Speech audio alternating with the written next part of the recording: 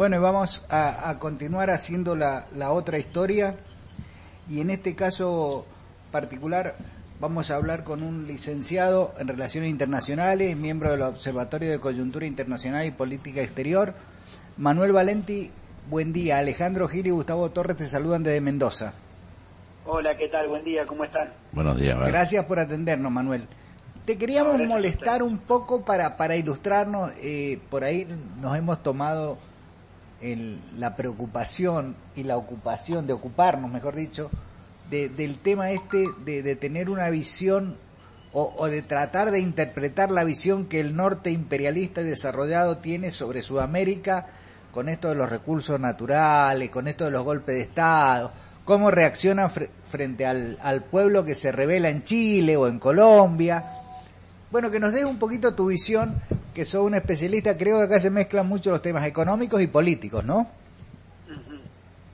Completamente, sí. Siempre donde estamos observando, podríamos decir, la geopolítica, que son, podríamos decir, los movimientos estructurales de acuerdo a los intereses permanentes de los estados, está la cuestión económica, es decir, la apropiación de los recursos naturales, el manejo del comercio y las rutas marítimas, los grandes centros de industrialización y los grandes centros urbanos.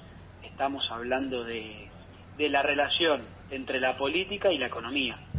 Y actualmente se viene viviendo en la región desde hace un tiempo, pero ahora con mayor intensidad, podríamos decir, la disputa estratégica por la apropiación y el control de los recursos naturales que van a permitir el salto tecnológico de cara al futuro, digo, como en algún momento lo fue el petróleo durante la década del siglo XX, que hemos vivido fuertes guerras por el petróleo, de distintas potencias, claro, y guerras por el petróleo en el Medio Oriente. Actualmente en la región podríamos decir que siempre tuvo recursos estratégicos relacionados a los alimentos, algunos minerales como el oro y la plata o el cobre. Actualmente podríamos decir que nuestra región tiene un interés estratégico de todas las potencias por la explotación, la apropiación de los recursos de las nuevas tecnologías que van a motorizar el mundo, que están relacionadas a las baterías, como el caso del litio. O sea, no es un exceso pensar que vienen por nosotros, que vienen, claro, por nuestros recursos naturales. Porque nosotros estamos casi muy parecidos, digamos. A ver, las reservas de litio están en Bolivia, el norte de Argentina y el norte de Chile, las reservas más grandes. Completamente, digo, que haya una disputa no significa necesariamente que siempre haya una guerra, pero sí que seamos un espacio de interés estratégico y podríamos decir, de como lo denomina Estados Unidos, de seguridad nacional para sus intereses. Digo, porque históricamente cuando Estados Unidos, podríamos decir, que necesitaba la importación de petróleo, consideraba la extracción y el conseguir el petróleo como una cuestión de seguridad nacional.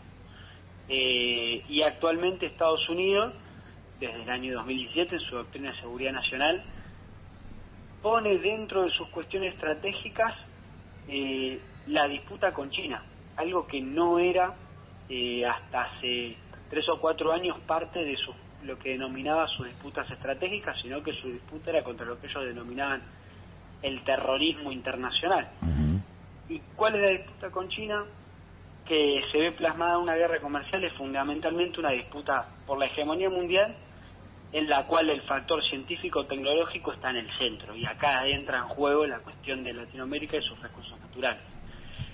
Sumado a que en este contexto de la disputa estratégica, China viene teniendo cada vez más influencia sobre nuestra región en inversiones, en relacionamiento comercial, en asociación político-estratégica, lo cual llevó a Estados Unidos, podríamos decir, a rever su política hacia la región, la cual podríamos decir que no entraba dentro de sus prioridades estratégicas. Y a esto hay que sumarle, me parece, que es el elemento del condimento local, nacional, siempre asociado a los intereses extranjeros, que es el de las oligarquías, los grupos económicos concentrados, los que están en una fase, en una etapa de un resurgimiento de visiones reaccionarias, antidemocráticas, racistas, xenófobas, violentas, como en el caso del golpe de Estado policial apoyado por las Fuerzas Armadas y Cívicos que sucedió en Bolivia. Que es una cosa nueva e inédita, que la fortaleza de quien encabece el golpe sea la policía. En realidad lo que pasa es que siempre hemos dejado nosotros en los análisis de los golpes en un segundo plano a los civiles, que siempre han sido los protagonistas. Sí. Los verdaderos protagonistas. La dirección es civil. Claro. Los golpes son cívicos. Pueden ser militares, policiales, pero fundamentalmente cívicos. Hay civiles normalmente enredados y protagonizando estas cosas. Manuel, ¿cómo interviene en todo esto el tema religioso, que creo que es un componente a tener en cuenta? Me parece que lo que hay que tener en cuenta es el fundamentalismo religioso. Y quiero destacar algo primero que dijo Alberto Fernández cuando sucedió el golpe y las declaraciones de Donald Trump felicitando a las Fuerzas Armadas en la intervención en el golpe de Estado, es que creíamos que había terminado una etapa donde todos los actores de la vida política de los países de la región jugaban dentro del marco de la paz y el Estado de Derecho y de la democracia, y actualmente no. Hay sectores de la política, los que no quieren jugar dentro del campo de la democracia y están predispuestos a realizar golpes de Estado. Es decir, el debate de democracia y golpe de Estado vuelve a ser vigente en la región, y los sectores, podríamos decir, de fundamentalismo religioso o visiones exacerbadas de cualquier corriente religiosa, tanto evangelista o católica, con fuerte relación con los sectores conservadores de Estados Unidos, con financiamiento también de muchos casos de ONGs o iglesias ultraconservadoras norteamericanas con profunda relación política, tienen una participación y una influencia no solo en los sectores de la dirigencia política, sino en las bases sociales, que vienen formando y transmitiendo un mensaje sectario, extremista, desde hace muchos años, y que ahora vemos cuáles son los resultados. Manuel, en el diagnóstico por ahí, de acuerdo a la información que uno maneja, en términos generales coincidimos.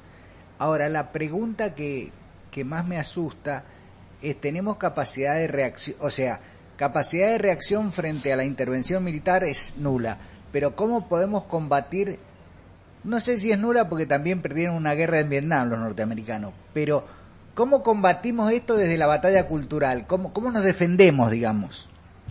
A mí me parece que hay elementos en la Argentina que fueron victorias culturales desde el 83 y especialmente en la última década, que es la política del nunca más y el respeto a los derechos humanos. En Argentina, lamentablemente y vergonzosamente, el único partido, pero que es el partido de gobierno, que es el PRO, fue el único que no repudió el golpe de Estado, y Mauricio Macri, jefe del partido y jefe de Estado, fue el único sector de la política que no repudió el golpe de Estado. Inclusive el Comité Nacional de la Unión Cívica Radical repudió el golpe de Estado. Y yo creo que uno ve que hay un fuerte repudio en líneas generales al golpe de Estado en Bolivia y al no respeto del Estado de Derecho, más allá de que este gobierno se ha caracterizado por violar el Estado de Derecho en muchos casos, e inclusive la libertad de muchas personas, transformándola en presos políticos como Milagro Sala. Pero me parece que Argentina en particular tuvo una lección sobre el valor de la democracia, los valores de la democracia y jugar dentro del campo de la democracia.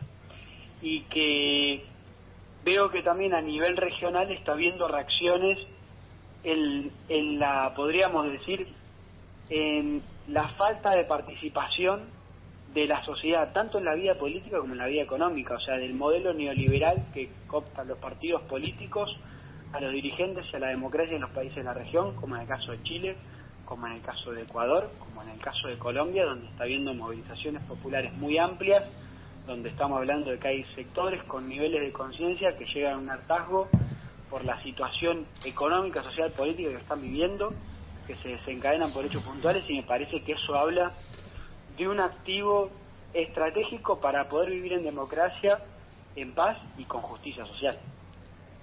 O sea, en el fondo sos optimista respecto de Además hay un dicho que por ahí usamos mucho los peronistas, de si por esta tierra pasó Perón. Yo creo que no solo pasó Perón, sino que también tenemos en el acervo cultural tenemos historias, el hecho de haber juzgado a las juntas, de haberlas condenado con un juicio justo, creo que representan determinadas vallas, diques de contención para que no se desborde tan fácilmente la cosa. Son activos culturales. Es que lo esencial del peronismo fue el legado de organización popular, política y sindical que dejó en Argentina, que hizo que no hayamos perdido derechos esenciales que en otros países de la región ni existen, que se han consagrado en el año 45. Entonces, al margen de los retrocesos, acá hay otros niveles de organización, otros niveles de conciencia, y también el kirchnerismo me parece que es muy importante porque es una memoria cercana, la etapa peronista del kirchnerismo es una memoria cercana sobre que hay un modelo de país y de vida que puede ser mejor y justo para el conjunto de los argentinos, de desarrollo con inclusión social. Cosa que en países como Colombia y en Chile uno se tiene que remontar mucho tiempo 40, atrás, 50 claro. años atrás. Claro, imagínate que Chile hace 30 años que se fue Pinochet, y si querés remontarte al último modelo te tenés que ir a Allende. A ver, año 73, casi 50. Son ancianos los que vivieron ese modelo. Nosotros no, lo hemos vivido hace poquito, hace 4 años. Exactamente. Y creo que me parece que eso en nuestro caso también hay que mirar la importancia geopolítica de la Argentina y del peronismo, digo, porque la victoria del peronismo en la Argentina, que ha logrado constituir un frente muy amplio, claramente opositor al modelo neoliberal, ha acelerado los tiempos políticos, yo creo, influenciado en los acontecimientos de la región, como la liberación de Lula, como el golpe de Estado en Bolivia, como la situación en Chile. Digo, Argentina es el país de habla hispana del cono sur de peso geopolítico más importante, y de peso político también. Además, en Latinoamérica son los únicos países en Latinoamérica que han planteado un modelo ante el demoliberalismo, son los países de acá, digo, Brasil con Lula, el peronismo en la Argentina.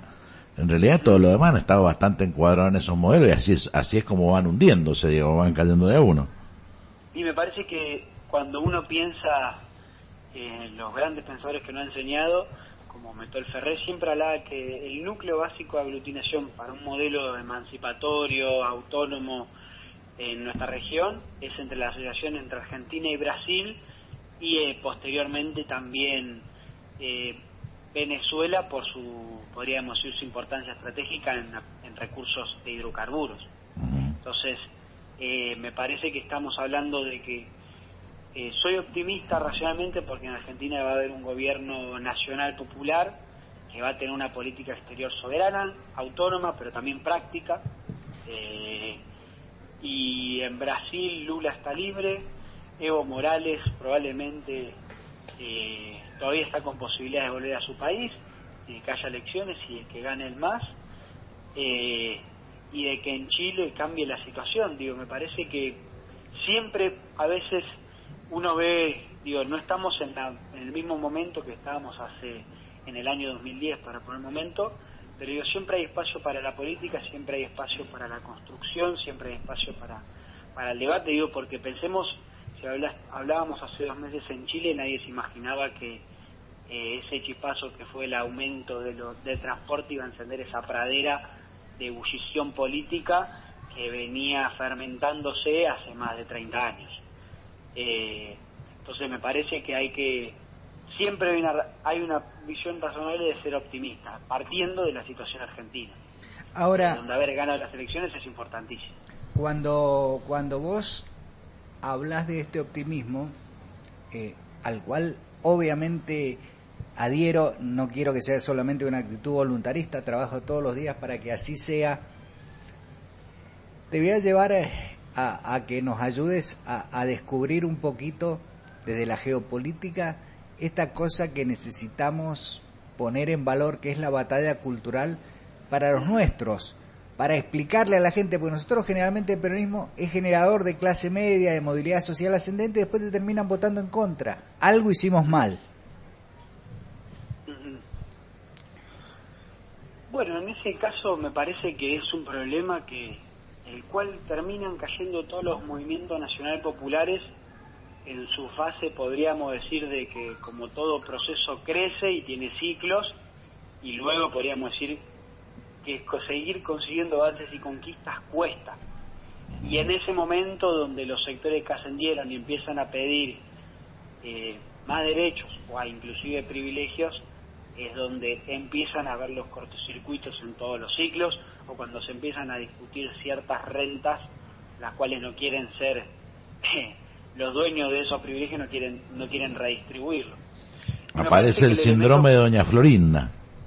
Hay un poco de eso, me parece que el elemento cultural en el cual está el sistema mundo, que es el del consumo, el individualismo, el sálvese quien pueda, que es difundido por todos los mecanismos culturales, podríamos decir, tanto informativos como podríamos decir subrepticios, como puede ser el cine, la televisión, sí, la propaganda, influye a la hora de la conformación podríamos decir, de la autopercepción de esos sectores medios, que tiene una visión, podríamos decir, de pertenencia o de aspiración, de pertenecer a sectores de las clases altas y desprenderse de su procedencia.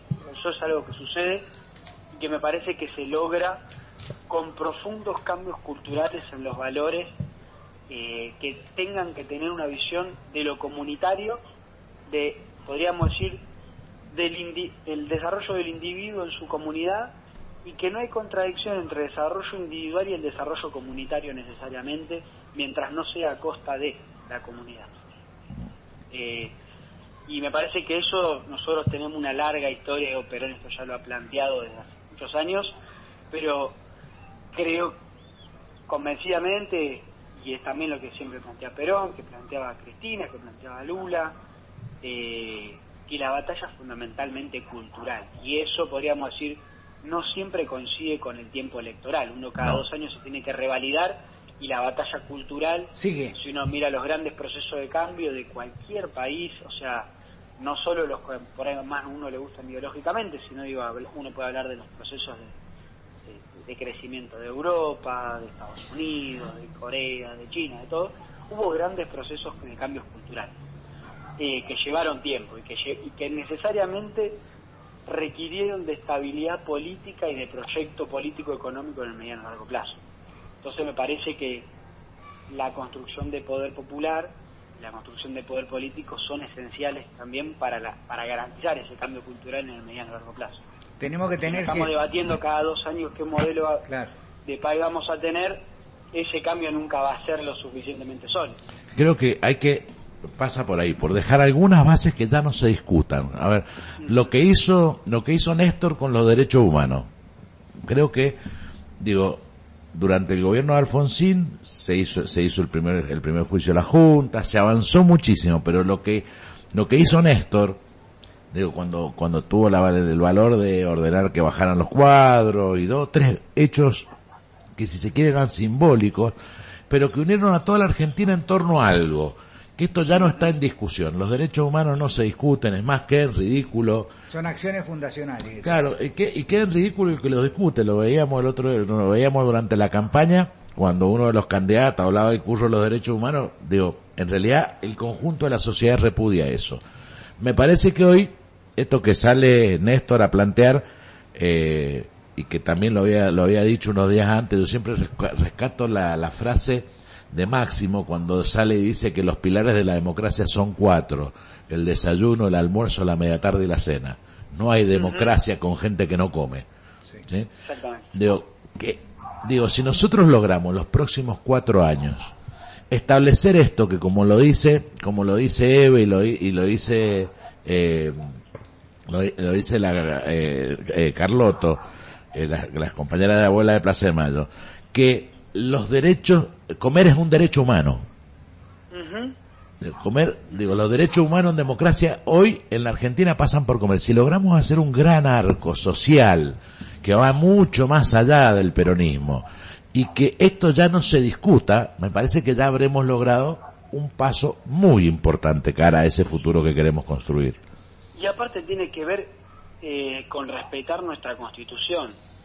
Yendo un poco más allá de esta línea me parece importante, porque nuestra Constitución tenemos establecido todo el convenio de derechos humanos establecidos por la ONU, el que no es solamente libertad de expresión ni libertad de asociación, sino el derecho a la niñez, el derecho a la mujer, el derecho a los derechos sociales y económicos, los derechos medioambientales. Entonces me parece que... A los servicios básicos. A los servicios básicos, me parece que ese es un piso básico el cual no debería discutirse en este país. Yo adhiero... Desde el alimento, el acceso a la vivienda, el acceso al trabajo, el acceso a la educación, inclusive el acceso a la información.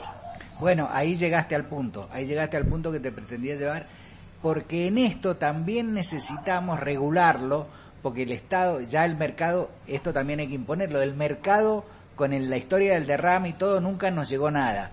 El Estado debe regular no solo la pauta oficial, sino hasta los contenidos. Porque, a ver, si nosotros seguimos financiando para que nos maten por los medios, me parece injusto. Bueno, yo pongo un ejemplo que yo siempre lo cité como el límite del ridículo. Chevrolet, que estuvo a punto de cerrar, que el gobierno nacional, el gobierno de Cristina, lo financió con plata del ANSES. Después saca una propaganda hablando de la meritocracia. Y de lo importante que es no deberle nada a nadie y crecer por uno mismo. Si ellos estarían fundidos si hubiera sido así. Digo, por mérito se tendrían que haber fundido. El Estado Nacional fue quien los salvó. En una política de Estado que tiene que ver con el mantenimiento de los puestos de trabajo, con que la sociedad hay que sostenerlos. Digo, este es el límite del ridículo, que quienes son beneficiarios de las políticas redistributivas terminen siendo lo que después pagan una campaña en contra. Nuestro querido Luis Pescarmona, hablando de las chicas que se embarazan por los planes, subsidiadas con su empresa por todos lados. Sí, y con plata blanqueada en el blanqueo nacional. Sí, bueno. Parece que el tema de los grandes cambios culturales tiene que ver también con estos debates de fondo, inclusive los falsos debates que nos propone el pensamiento dominante entre el supuesta libertad de mercado y el supuesto proteccionismo, como si eso de verdad existiera, donde me parece que el Estado siempre está y el Estado siempre regula la vida social y política en líneas generales de un país. Y depende en qué forma gobierne o en qué forma regule, va a ir en detrimento de unos intereses o de otros. Los neoliberales no proponen un Estado que no exista, sino un Estado bien presente, pero que de alguna manera garantice sus privilegios.